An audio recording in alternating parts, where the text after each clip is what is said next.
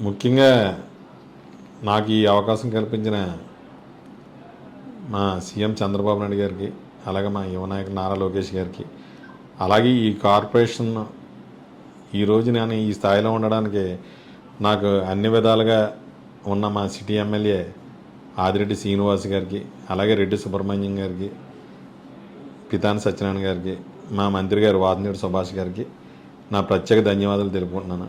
ఈరోజు నేను చాలా ఆనందంతో పాటు గర్వపడుతున్నాను. ఎందుకంటే చాలామంది పేద మధ్యతరగతి ఉన్న వాళ్ళు ఎక్కువ సెట్టిబల్జీ గౌడస్లో ఇప్పటికి కూడా అట్టడుగున చాలామంది ఉన్నారు.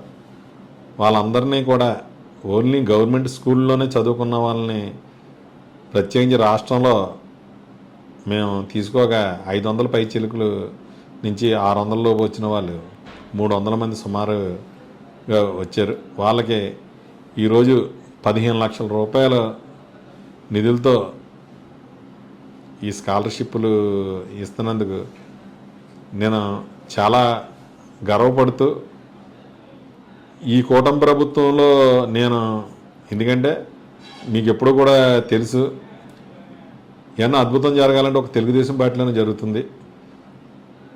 బీసీ అంటే తెలుగుదేశం, తెలుగుదేశం అంటే బీసీ.